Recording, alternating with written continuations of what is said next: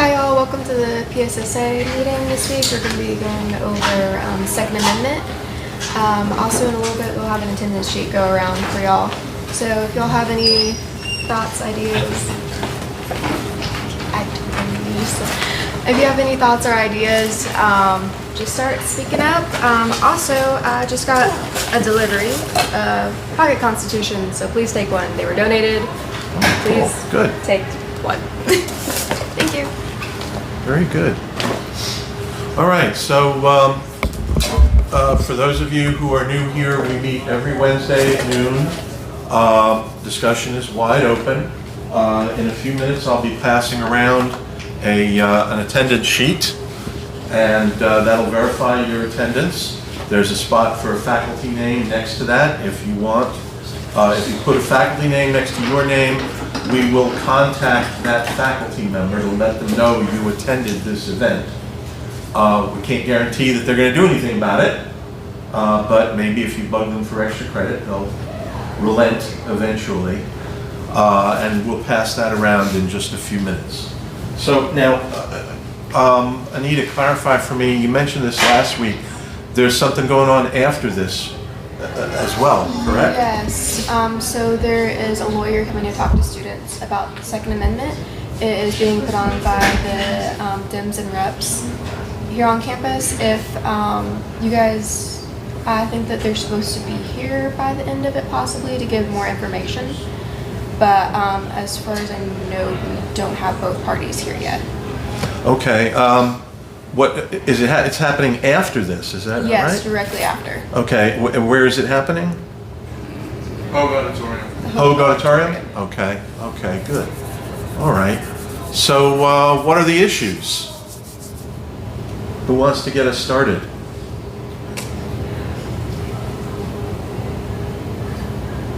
Won't be a discussion without you all. Yeah, go ahead. Sure. So it's just anything Second Amendment wise? Yeah. I guess the issues right now is that we as a country are like super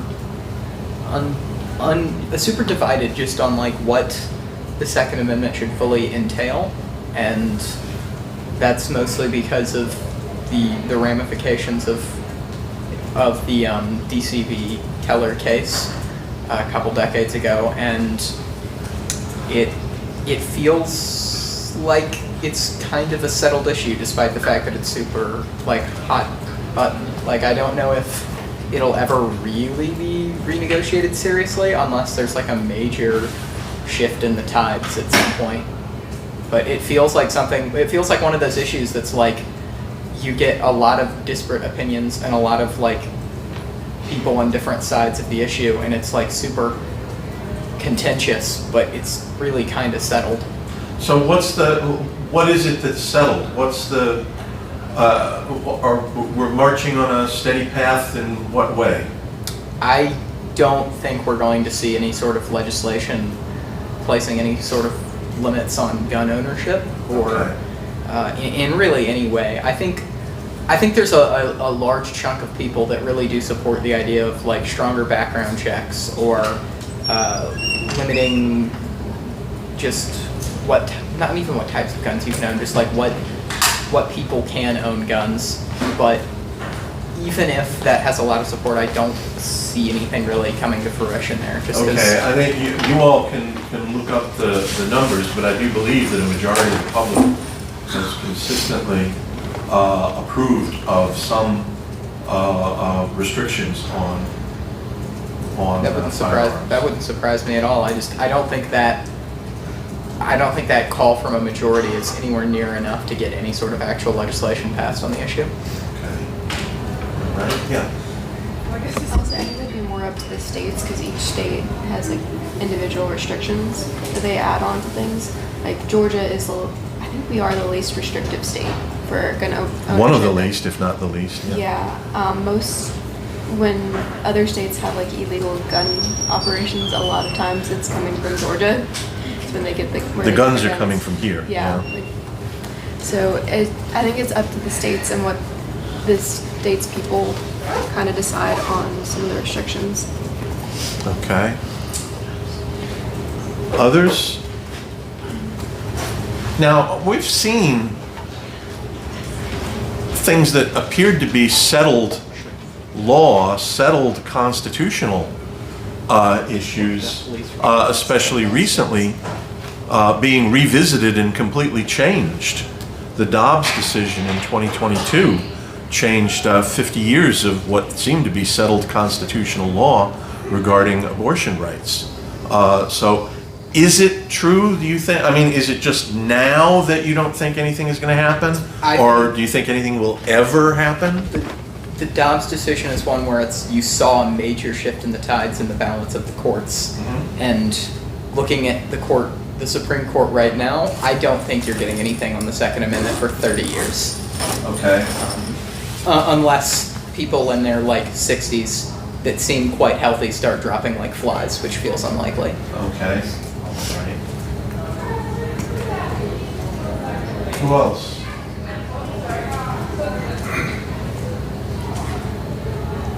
Jump in, feel free. It's not a discussion without you all. Yeah, go ahead. Well, we're talking about regulations. What type of regulations is that? Is that regulating what type of firearms or how many firearms? Because it's just such a broad term. You're right, that is a broad term. I think some of the things that have been proposed are things like licensing and registration. For example, restrictions on where guns are permitted. Even the Heller decision. Antonin Scalia suggested that there are places where there can be reasonable restrictions. Antonin Scalia, who was pretty much the author of the Heller decision, one of the most conservative justices we had, said places like schools, government grounds can be the places for restrictions on the carrying of firearms. But we haven't seen those things, or if anything, we've seen those things, those restrictions eased, if not, certainly not tightened. What do you mean eased? I mean, especially in schools. That's my thing. Well, yeah, I mean, what do you mean in schools? Because all I hear is, if you say you're going to bring a gun to school, you're getting suspended. If you bring a shell to school, you get suspended. If you bring a bullet to school, so they are, in my opinion, at least pretty about as gun-free as possible, with the exception of police officers. But UNG does allow campus carry. I mean, the university system, the state of Georgia. I'm particularly talking about middle, elementary, and high school, where you do see the majority of shootings, at least that are publicized. I mean, okay, I mean, yes, but I think we're talking about adults and older. I think it's not, or anybody, I mean, please correct me if I'm wrong, but I would think that most people would think it's not that out of bounds to suggest that 12 and 13-year-olds shouldn't be doing guns to school. No, that is a given. That is a given, but the issue is they are, and I feel that before we start talking about who should be bringing guns to college, we should bring Okay, so you're talking about prioritizing. Yes. Okay. No, I just feel that people bringing, teenagers bringing rifles into schools is a bigger priority.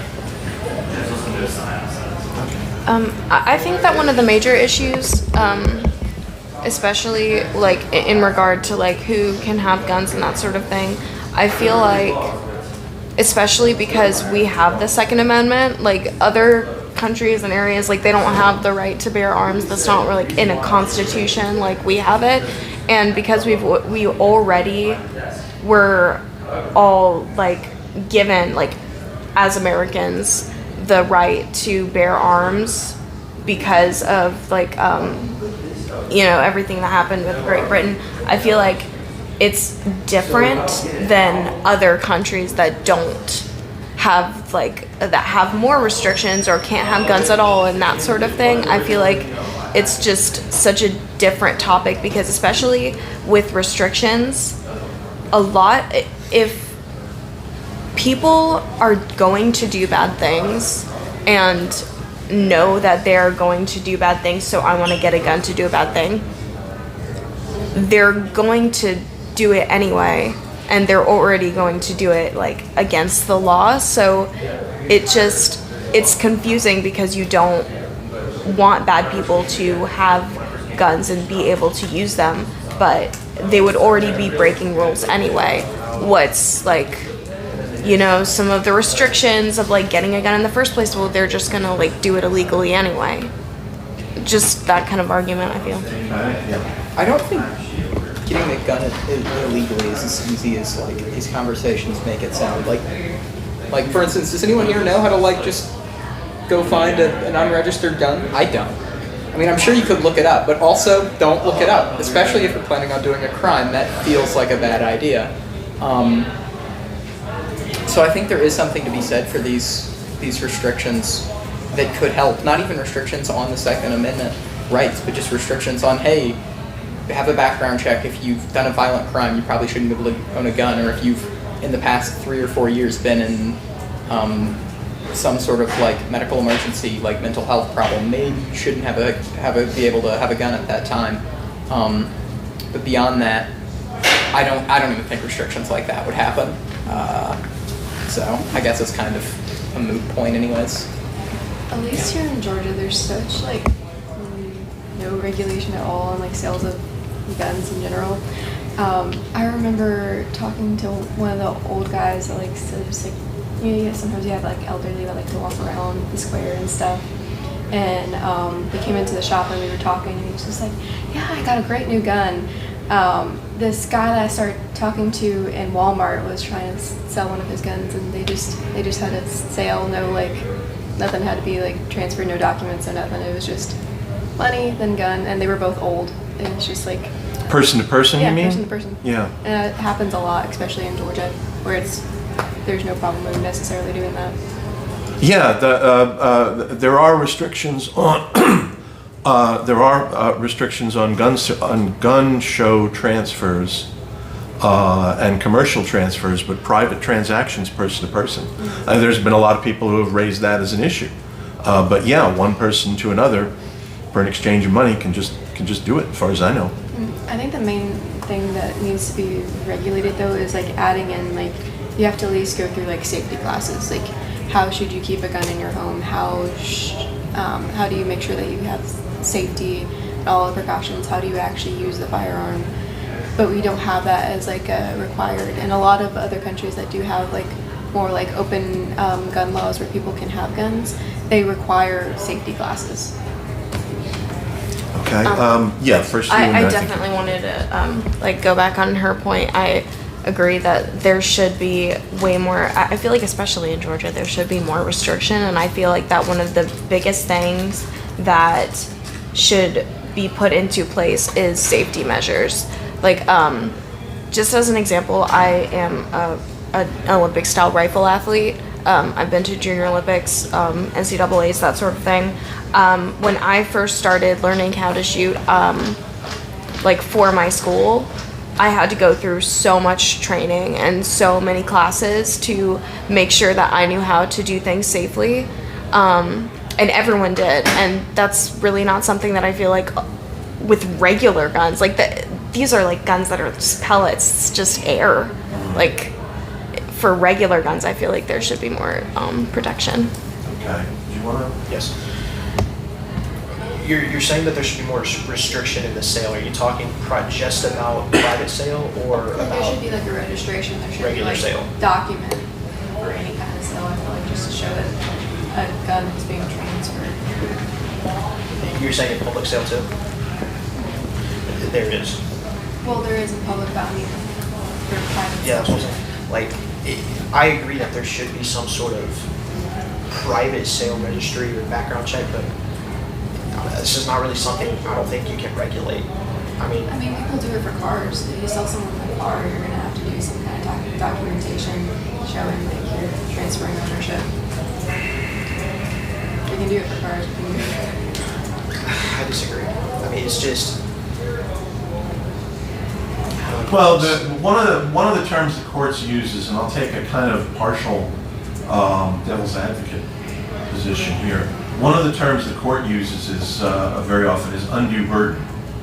Now, yes, you're right. Even a private transfer of an automobile, if somebody sells you an automobile and you just want to drive it on your own private property, you're allowed to do that. Doesn't have to meet any standards. You don't have to have it licensed or registered. But if you want to take it out on public streets, then it has to be registered. It has to get a license, et cetera, et cetera. Two things. One, you're suggesting that should apply to private transfers of firearms also, and you disagree with that? I agree that it should, but I think that's more of a pipe dream. Oh, okay. Now, to play devil's advocate, there is a Second Amendment that talks about the right to keep and bear arms, but there is no amendment talking about the right to keep and bear transportation. Is that a... I don't feel that would probably fall under property. Okay. And some of the property laws, but. Okay. Others? Yeah. I think I can definitely see both sides. I'm generally more pro some sort of regulation, especially when it comes to mental health. But we do have to acknowledge that we have more guns than we do people in our country, so I think we might be just a tad bit past regulation in some way. And I think we have to look at our founders' perspective as to why we have this in the first place, where the reason why they felt so strongly about having this capability was so that if they needed to overthrow the government, should it become another Britain-esque situation, they would be able to. So I agree that for safety and like logical thinking, we should absolutely have like registrations and like know that, but the people that are in strong support of the Second Amendment would argue, but the whole point is that I can have these guns, and the government doesn't necessarily have to know that I have these guns. So I think that's what throws a lot of people off with going through like some of the more formal processes, and the state laws like Georgia that you were talking about are obviously not helping. Okay. Yeah, go ahead. I just wanted to say, like, there's a lot of emphasis placed on the importance of the Second Amendment itself, but the framers always intended for the Constitution to be changed, and I don't think there's any way they could have possibly foreseen the deadly capabilities of firearms. Like, back then, rifles were just, muskets that fired one bullet, and it wouldn't necessarily kill you. Like, you might die slowly of infection, but you couldn't massacre enormous amounts of people with the firearms technology that they had available to them at that time. And I also think that a lot of people just don't fundamentally understand like what the Second Amendment said. Like, it doesn't just say the right to keep and bear arms. It says, as a well-regulated militia, being necessary to the freedom of to the security of a free state, the right of the people to keep and bear arms should not be infringed. As a part of a well-regulated militia, as in, in case they need to overthrow the government, like in case there's another scenario where there's, like she was saying with the British, but that's, a little different these days. Yeah. At least for them not knowing the capabilities, of course they wouldn't know the exact, but they, at the very least, they grew up from where it was not, they didn't even have muskets to where they were like seeing like that constant change of weaponry and how much it was developed. So I would assume that they would have thought that like if it's developed that much in their age, that it would likely get just more and more. But also, I think the issue when it comes to starting to like adapt and change the Constitution is it's our foundation for our government. As soon as you change one thing, it can have a ripple effect. And do we really want to cause that like instability? I think it's hard to adapt and also still keep a foundation, if that makes any sense. Did you want to add? Yes. So also, most of the founders were very into firearms innovation, start collecting, and they were just very interested in especially early forms of cylinder type weapons. And also, I cannot remember for the life of me when it was, but the Supreme Court upheld the right of the people to bear arms, but they said that the militia aspect of it was out of date. So they are looking at that from that perspective of change with the times and such, but the Supreme Court believed that the people still had that right to protect themselves from the government. Okay, recent Supreme Court decisions, the Heller decision allowed for the personal possession of firearms. That's the one where Scalia said there are places for reasonable restrictions. It was generally aimed at the home. You are allowed to keep firearms at home, but more recent Supreme Court decisions have said you have the right to carry it outside the home. Okay. Does that contradict the Second Amendment? Are you suggesting that the Supreme Court is really going beyond what the Second Amendment had intended? I mean, I feel like, I'm sorry, I lost my train of thought. It's okay, don't worry. Do you think the Supreme Court is allowing for a greater degree of freedom than the Second Amendment may have intended? You want to? Go ahead. No, you go. I would say, regardless of your stance on guns and whether everyone should have them or no one should have them or somewhere in between, I think basing it solely on the opinion of people from 300 years ago is just strange to me. And I get that. I get the importance of the Constitution and of the amendments, but there comes a point where you should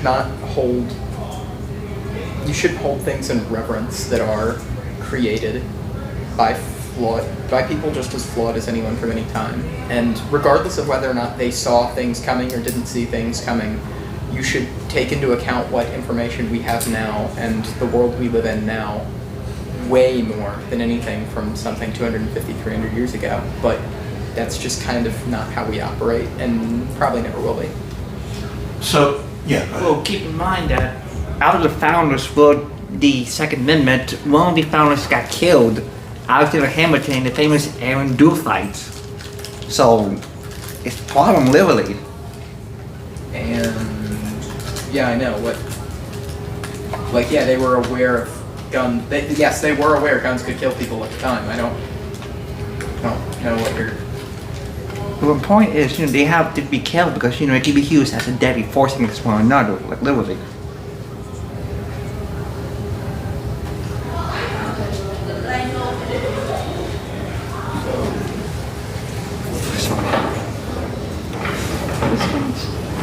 Okay.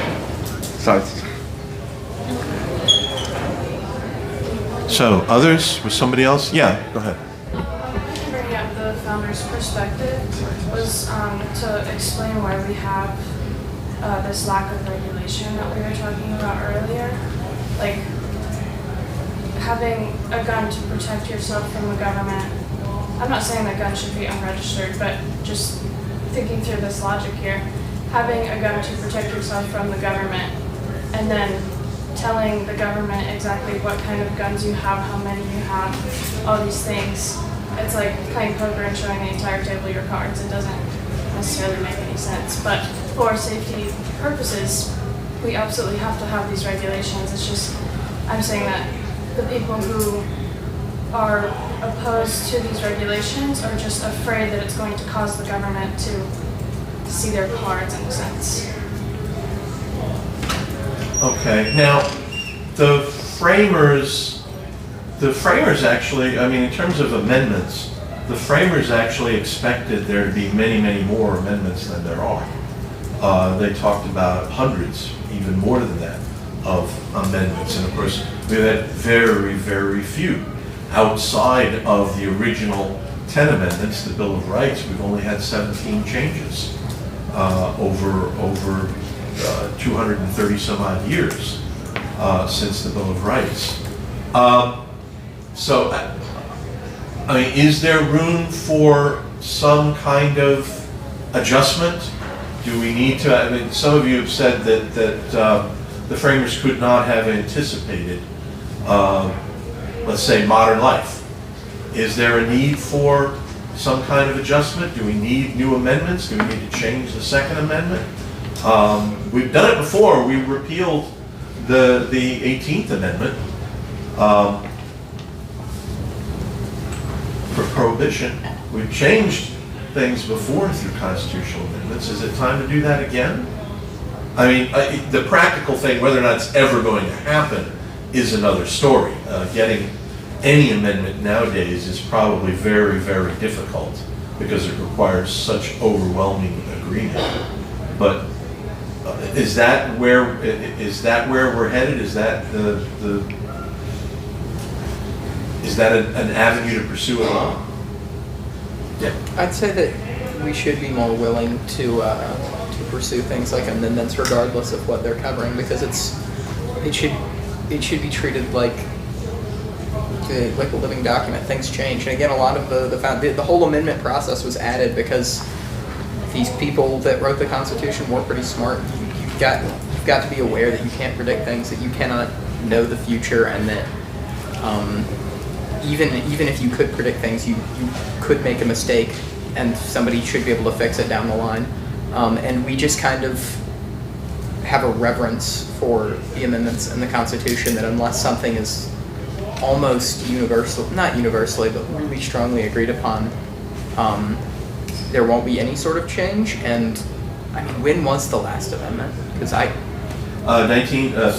just over 30 years ago, 1992, was actually an amendment that was, excuse me, left over from one of the Bill of Rights proposals. Sorry, that said Congress cannot accept a pay raise until after the next election.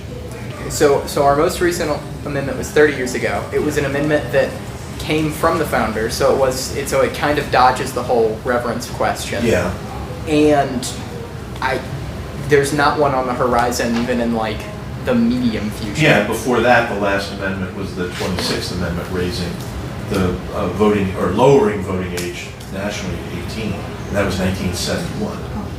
So it's been, and then before that, the 25th Amendment was 1967. So it's been close to 60 years. We've had only 2 amendments since then.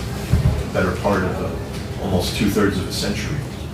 And maybe it's just a practical thing. Maybe we're looking back and not understanding that as a country politically we're usually quite divided, and so it's always hard to get amendments through. Maybe it is that. I mean, it's really hard to put yourself in the shoes of a situation once that situation's passed. Even if you live through it, you kind of tend to adjust things in your mind compared to the present. But it just feels like something that shouldn't be quite this rare. Okay. 2 questions, 2 related questions. One, do we need to do anything? Is the status quo okay? Is the status quo unacceptable? Do we need to do anything? And second, what steps, if we need to do anything, should we take? As practically speaking, are there things that we can do outside of a constitutional amendment, which is, again, for practical purposes, almost certainly not going to happen. Even major legislation at the federal level almost certainly is not going to happen. So do we need to do anything?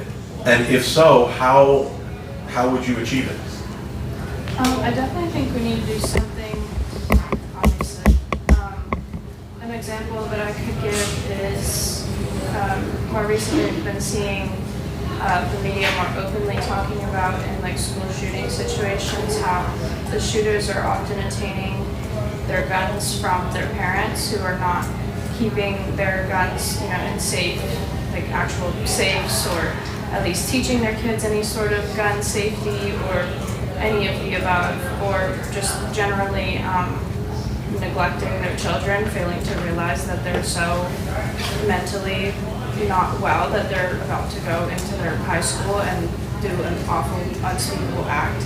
So I think the best thing that we can maybe do without a constitutional amendment would be kind of making an example of those people, like the parents. You mean like shaming people, or the parents that keep their guns where their Yeah, kids yeah. can reach them and go into a school and shoot it up, absolutely. Okay. I think they need to be made an example of. I think that's crazy. If you're gonna own guns, you absolutely have to be safe with them. Okay. They're getting charged with murder. Well, yes, that's what I'm saying. Keep doing that. So yeah, okay, so that's what you were suggesting? Yes. Yes, okay. I think that I think training would be good. Like in order to own a gun, you need to have some sort of training, whether that be like online or like physical like training for safety. I have to do a safety video, and whole situation thing lasts 2 hours like every year when I shoot for Junior Olympics or Nationals. Like it, so I feel like something like that, it would be easily attainable for a person who is purchasing a gun. Okay. Yeah. Even just like having more like informations out there about some organizations that provide that, like our sheriff's office offers a training, I think at least like once a year for people to take like a class to go to about gun safety, and they teach you like the general of like guns and stuff, and it's just a free class that you can take with the sheriff's office. Just having that out there and so people know that that's there, that they can go do that, I think is really important. But Okay. I think making it a requirement would be better in general. Okay. Others? Do we have anybody over here that wants to join in on the conversation? Feel free to do that, yeah. I agree with her. I think more training in order to be able to get a license to carry a gun should be a must. I actually have a roommate who's like very well educated on firearms and anything you can ask him anything about him and he'll know. I've shot with him before. He's very serious about safety, but it's because he's taken these training courses and he's done the time to learn all this stuff. Where I'm not worried about him having a gun in front of me, but I know a lot of people who want guns that I'd be terrified to be around them if they had a gun. And I also think just the conversation around firearms is just like it's really divided, and it's due to a lot of like misinformation from both sides of the aisle. Like the amount of Republicans I've heard say that Democrats want to take your guns is astronomical. That's not a thing. Sure, there's a small group of radical or progressive politicians who do want to take your guns. It's not a major mainstream national idea for the Democratic Party to take your guns. A lot of Democrats carry guns. I want to carry a gun in the future. Like it's really like it's kind of like you hear this from your side and believe it kind of thing, and both sides are guilty of it, but we need to just get past they're going to take my guns and look towards what can we do to make people having guns safer and a better in general. Others? So what has changed over the decades? And maybe I'm placing too much of a burden on you all, but none of this was ever an issue when I was a kid, a couple of centuries ago. When I was growing up in as a young child in the 60s, but 70s and 80s, this was never an issue at all. Nobody thought about this. Why is it so pervasive now? To build on that, I'm sure we've heard all of our parents hear about guns being in the back of trucks, windows, and because kids would go hunting before school and then afterwards. It was just a thing at the time. It was more so that everyone was around it and knew how, and you were raised knowing how to treat a rifle or gun. And I think we've kind of lost that.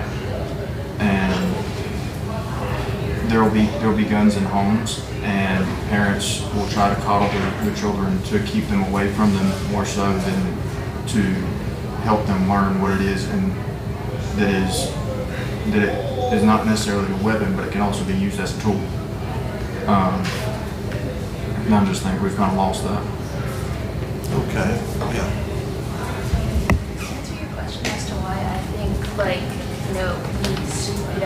school shootings and just general gun violence is so much more pervasive than it used to be.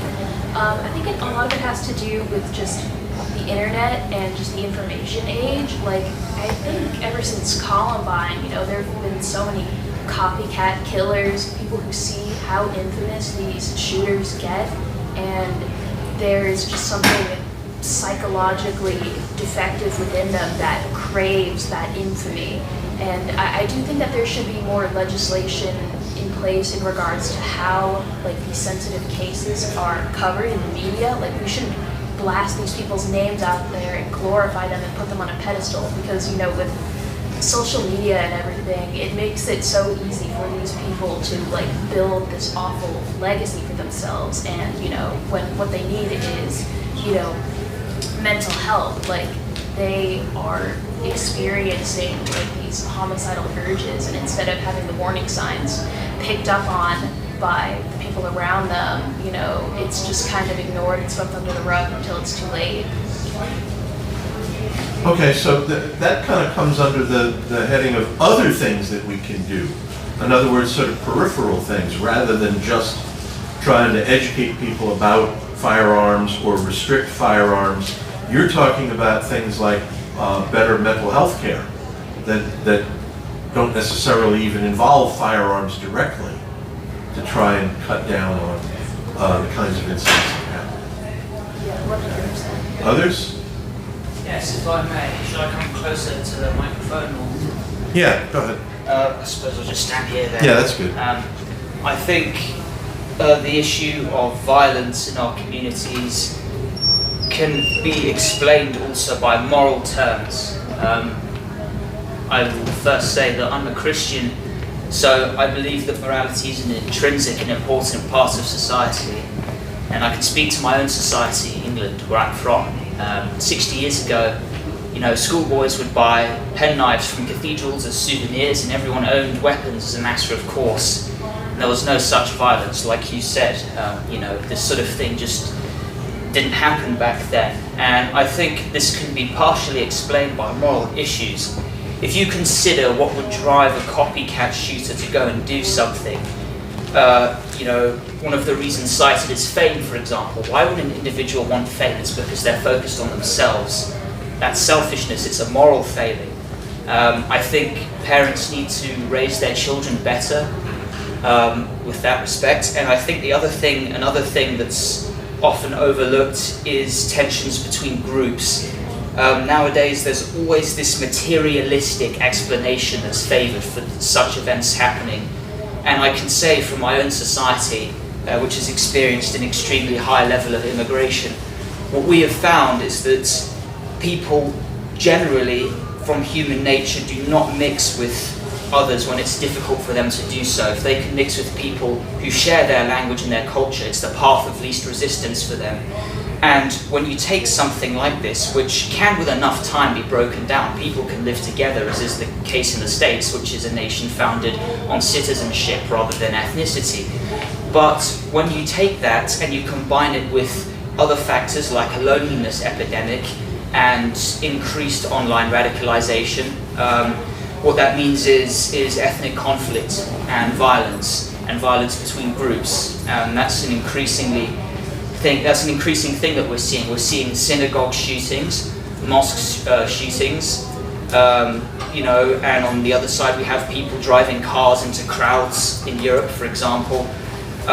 These are not cases of firearm violence per se, but I think if people have a moral issue that's causing them to commit violence, unless that issue is addressed, whether it's firearms, knives, or cars, they're going to find a way to commit violence because they want to. So we need to address the issue at its roots. So I would agree with people here talking about mental health concerns, but I would also weigh in on the moral. You know, people need to be instructed on how to be good citizens. And I think now that society has largely abandoned the Christian principles which have made it so great in favor of a more pluralistic social hegemony, we can expect to see more of this. Okay. So now, the idea of, I mean, saying parents should raise their children better, it's kind of easier said than done. But you're also agreeing that there are things that we might be able to do that don't necessarily involve actual restrictions on firearms themselves. Absolutely. Okay. Okay. Others? Anybody else want to jump in? I mean, that's kind of what I was getting at before when I talked about my own childhood. In fact, I mean, we didn't grow up with guns per se, but I certainly remember every kid on the block had a cap pistol. You know, one of those little things with the little reel of caps, whatever they're called, the little red tape, and you'd go bang, bang, bang, and it wouldn't fire anything out, it would just make a noise, okay? And everybody had that. We all had that. But it didn't lead to us, everybody going out and getting real guns and starting shooting. So something changed. Something's happened. Okay. I'm sorry, did somebody want to? Yeah.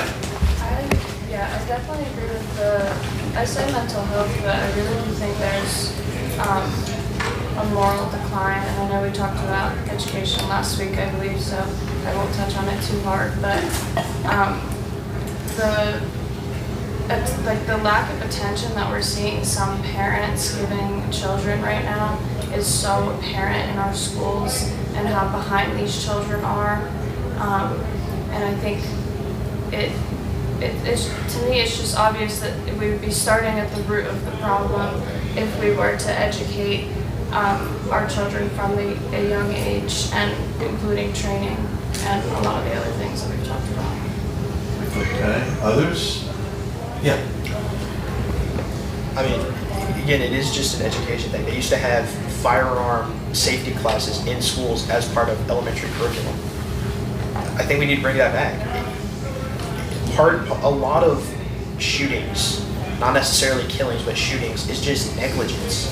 Whether somebody is just fooling around and they shoot themselves in the foot, or they let their baby get a hold of it. It's all, so much destruction could be prevented if we educate people and make it part of, and not just if you have a gun, but just part of life. And also, it is a social media thing, in my opinion. We all want to be famous. Well, a lot of people want to be famous. A lot of people have their mental health killed by it. Seeing everybody else, how great they are, and loneliness epidemic is a real thing. So it's just a bunch of different things combined that cause this issue, in my opinion.